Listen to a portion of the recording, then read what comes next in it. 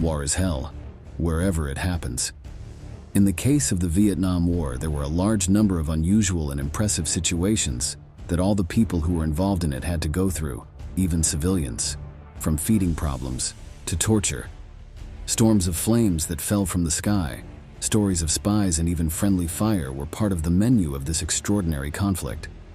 In today's video, we are going to share with you some of the most inhumane and tortuous things that happened throughout this armed conflict. Prepare for a trip to the 1960s in one of the most hostile and difficult territories on the planet. Welcome once again to Military History. Operation Vinwiretap, secrets intercepted in Vietnam. In times of war tension, no one can feel safe from being intervened by a government agency. All information is valuable, like gold, and sometimes there are no ethical limits to obtaining it. In the midst of the confrontation, the CIA was the protagonist of an intriguing plot known as Operation Vinwiretap from December 1972 to May 1973. The plan focused on intercepting North Vietnamese communications, providing crucial military information to the American diplomat Henry Kissinger. Given the intense surveillance on the borderlines, the strategic decision was to intervene in a military multiplex line in the heart of Vietnam, near Vinh. Stealth was essential, and the CIA turned to a modified helicopter called the Silent One. This Hughes 500P, enigmatically black and considered the most soundless in history, became the primary tool for eavesdropping on Viet Cong conversations, planning, and decisions to obtain other crucial intelligence. The backdrop of the operation dates back to the Laos Civil War, where the CIA had attempted to install wiretaps on Vietnamese communist lines in 1966, but the locals had resisted the infiltration fiercely. The preparation was meticulous. 2 Hughes OH-6 Cayuse helicopters were transformed into the stealthy 500Ps, and a rigorous training program was put into place. Nationalist Chinese pilots were trained to add a layer of deception and staging in case the mission failed.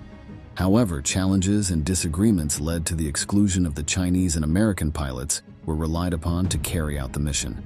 The operation, scheduled for October 1972, was delayed due to technical failures. Finally, on December 6th, the group Quiet One successfully took off. Flying at low altitude and avoiding anti-aircraft positions, the helicopter stealthily approached its target near Vinh. There, Laotian commandos descended, installing wiretaps in the darkness. Despite the setbacks, the operation was a success. From then on, during the peace negotiations in Paris and until May 1973, the wiretap constantly transmitted vital information to the United States. Henry Kissinger considered her a case of excellent intelligence. However, the eavesdropping went silent in May 1973 due to a technical failure in the spy devices.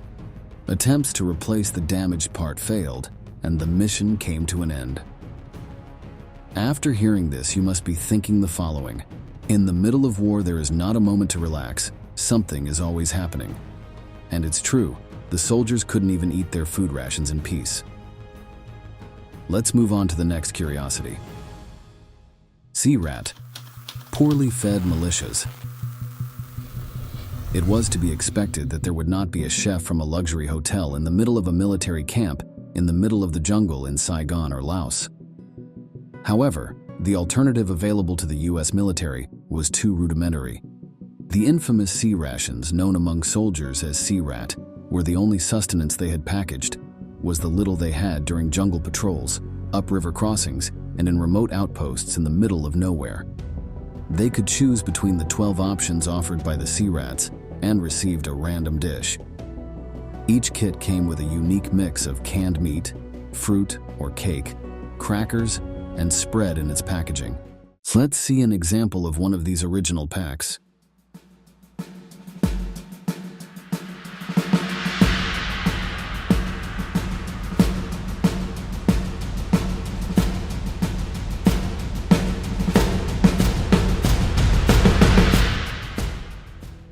As we just saw, what transformed each CRAT into more than just food was the small survival pack that accompanied it. Gum, cigarettes, coffee, or toothpicks were part of the package. and were generally what soldiers valued most. Most of the items were old rations, which turned an already unattractive meal into real rubbish. Fighters, unhappy with their quality, often found alternative uses for the cookies, turning them into throwing cards or frisbees, unless they desperately needed the nutrients. Barter also became common currency on the battlefield, where sea rations were exchanged for more precious goods, such as beer and cigarettes. However, the most astute of the soldiers avoided smoking, as they knew a dark secret. Smoking during night patrols could be a death sentence. In the dark night, the light of a lit cigarette was an invitation to snipers, and too many soldiers lost their lives to the reckless orange ember that gave away their position in the shadows. Another valuable artifact present in the Sea Rat was without a doubt the favorite tool of the military. We are talking about the irreplaceable P-38 can opener. Small in size but colossal in utility, the modest device, affectionately known to troops as John Wayne, was conceived by the ingenuity of Major Thomas Dennehy. Initially designed for military use in 1942, the P-38 became a faithful companion from World War II until the 1980s, finding its place in the canned field rations of the United States Armed Forces. It is rumored that the name comes from the number of perforations, P, necessary to release the contents of a can of field rations using this ingenious instrument, 38. This small device, beyond its primary function, became a cutter of cloth and wire, or a screwdriver, proving to be the most versatile tool given to the troops in that scenario of chaos. Thus, between the harsh reality of sea rations and the stealthy danger of smoking in the dark, the soldiers had the comfort of John Wayne. In the middle of the battle, where even the choice of a meal or a cigarette was a fine line between life and death, the enemy was not the only one that generated lethal danger in the North American ranks themselves. Fragmentation, fragged for friends.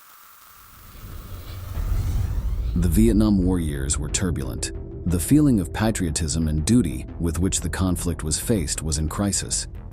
A unique and dangerous phenomenon arose in the ranks of the U.S. military known as fragging. This term refers to the act of attacking a superior in the chain of command with the intention of frightening him or even ending his life, using, in most cases, fragmentation grenades, an action from which the name comes. The use of these lethal weapons to intimidate or eliminate officers was strategically intended to make identification of the perpetrator difficult, especially amidst the chaos of the battlefield. In the early days of the war, the United States Army remained firmly convinced of the necessity of conflict, exhibiting unity and discipline. However, as the conflict dragged on, ethics and obedience crumbled. This decline was replicated in American civil society, which observed the horrors of combat transmitted by the media.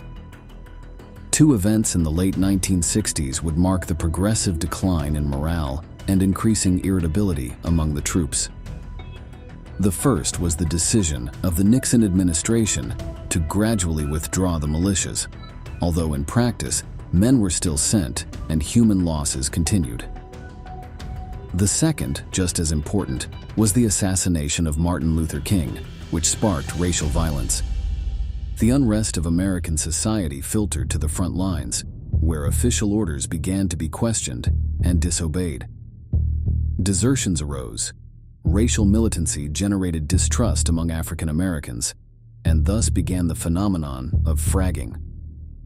The potential victims were incompetent senior officers who put their subordinates at risk, fanatics or suicides who, in search of glory, dragged down their troops, and openly racist captains. At first, the warning was manifested in the form of a grenade placed on the bed of the targeted person, and if he persisted in his attitude, he was eliminated. Fragging cases ranged from individual acts to elaborate conspiracies. Sometimes the fraggers acted alone, driven by an explosive mix of desperation and pent-up resentment. In other cases, groups of soldiers joined together in a dark pact of resistance, creating a clandestine network of discontent that spread through the ranks. The devastating testimony that we are going to share with you demonstrates the spirit of resigned soldiers, which later led them to commit these actions. I couldn't see any purpose in the war back home. Never explained to me why we're actually here. And I really had nothing against these people. I want to kill them. And you go out in the woods and they'll shoot at you first. You'll see them, they'll shoot you if they get the chance. You have to shoot at them first. It's really bad. I still don't know why I'm here. That's God's truth. 3 months and I don't know why I'm shooting these people. Between 1970 and 1971, there were 363 cases of explosive devices directed against American officers in Vietnam.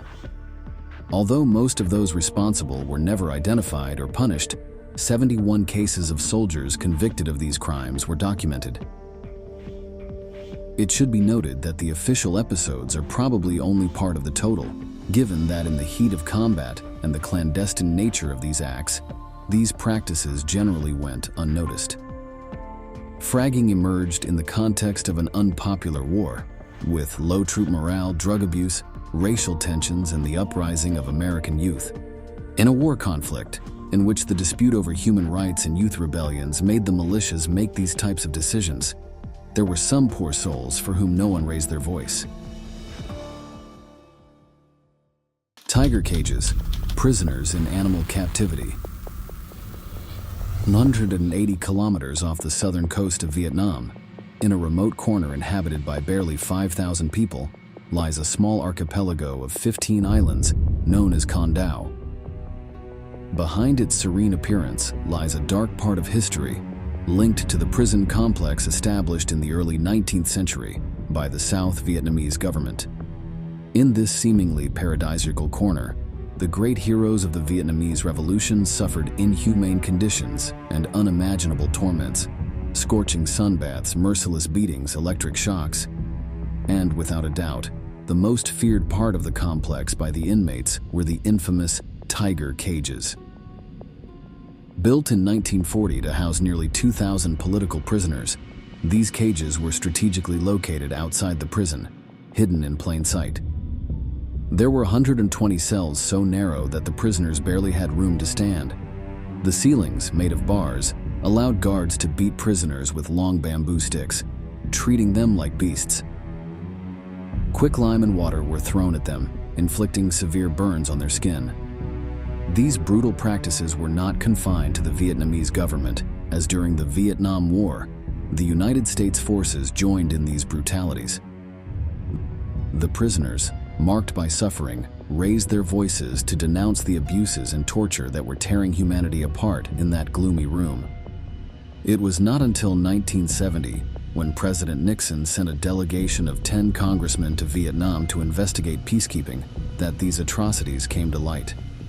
They refer to them as prisons, but they really were torture chambers. They had American advisors in the prisons, American military who were aware of the conditions, and they really were kept a secret. The horrors of what was going on there were kept a secret. And in 1970, a U.S. government delegation came to see what was really going on there. Clandestine information, like whispers of the truth, guided their steps, revealing a desolate panorama. The prisoners were subjected to inhuman torture, an insufficient diet, and the cruel weight of chains and dumbbells on their battered feet. The testimony of one soldier is as illustrative as it is heartbreaking. During that time, not a single day passed without us being hit at least once. They opened the cages and used wooden sticks to throw meat at us from above. They dragged us and beat us until we lost consciousness. Despite the deplorable living conditions of local and foreign prisoners, in the specific case of this conflict on Vietnamese lands, those who were fighting on the battlefield bore the brunt of it. For napalm, rains of fire fall from the sky. In the gloom of the Vietnam War, napalm emerged as a burning nightmare, an incendiary scourge that left an indelible mark on local lands as well as its combatants. The American soldiers were not exempt from terror, since many of them were also wounded with this particular combat weapon. Those who piloted the planes from which it was dropped saw the destruction firsthand from above. Many of them maintain that they still have nightmares about their actions, And in extreme cases, they even took their own lives because of having sprayed this compound in Vietnam. Why is this element so lethal and burning? This deadly weapon, composed of gelling agents and oil when released from the skies, transformed into a blanket of liquid fire that enveloped everything within its reach. Without mercy or discernment, this chemical became the merciless executioner of those who found themselves in his path, whether they were Viet Cong soldiers, civilians, or even fellow Americans. The consequences for the enemy were catastrophic and chilling. Vietnamese civilians saw the napalm bombs hit the ground or the trees of the jungle and discovered the infernal spectacle: a maelstrom of flames that consumed bodies, homes, and crops alike. The burning temperatures and persistent adhesion of the incendiary gel turned those trapped in this hell into victims of indescribable torment. This viscous and easily manufactured gasoline is a lethal substance and much more than a simple fuel. It is the result of the addition of a thickener obtained from a mixture of aluminum salts and organic acids, including naphthenic and palmitic acids. The particularity of the mixture, highly flammable, burns persistently and adheres tenaciously to any surface, even in vertical positions when it defies gravity, making putting out its fires extremely complicated. The way in which its burning potential was deployed was through aerial bombs and incendiary cartridges. Direct contact with the human body caused severe burns, often leading to death due to the unbearable pain. The physical consequences were horrific. The skin melted, the lungs felt a burning sensation of suffocation with toxic smoke, and life vanished in the middle of a Dantesque spectacle. But the scars went beyond what was visible. Fear gripped the minds of those who witnessed the fury of napalm, sowing anguish that would last long after the flames were extinguished. In cases of chemical weapons, and in particular gases, it is impossible not to mention Zyklon B, one of the most sinister components, used in one of the darkest moments in the history of the 20th century. Unlike napalm, which burns with unbridled ferocity, Zyklon B was a deadly gaseous compound used during the Holocaust. Conceived to exterminate, it was released into gas chambers to annihilate millions of innocents, mostly Jews. Two advances in science turned into horrors, two forms of devastation, each one inscribed in the collective memory as a synonym for indescribable and inhuman suffering. Napalm was this hideous jellied gas burning at 2,000 degrees Fahrenheit. It didn't just kill you, it tortured you. It has a complete reference to Zyklon B, the gas they use in the concentration camps. It felt like chemical warfare at its worst. The military strategies, with napalm in their arsenal, sought to annihilate the morale and resistance of the enemy. By unleashing this infernal fire on villages and battlefields, they intended to break not only the bodies, but also the spirits of those who fought against them. The tactic mainly sought victory in territorial terms, but also sought a psychological victory that would leave indelible scars on the enemy. These weakening strategies came directly from the North American intelligence agencies, commanded by Henry Kissinger. Thus, napalm emerged as a brutal tool in Vietnam, leaving in its wake a destruction that went beyond how effective or devastating it was. It was a stark reminder of the dehumanization inherent in war, a price paid not only in terms of territory, but with the loss of humanity amid the flames of war brutality. It was not until 1980 that napalm was finally banned. This regulation was decided in the United Nations Convention on the Use of Conventional Weapons and its associated protocol on prohibitions on the use of incendiary elements. The story of this chemical weaponry in Eastern lands resonates as a grim echo of the horrors of modern warfare, where the line between military tactics and atrocity has faded into a sea of indomitable fire. The curiosities that we have just shared with you, most of them atrocious, are neither more nor less than the harvest of a fertile soil that is war. Not protecting one's own soldiers by neglecting their food, or one's enemies by torturing them in prisons, are behaviors of alarming apathy. Battle strategies that ranged from spying on enemies to showering them with fire must be unforgivable and a lesson for the future.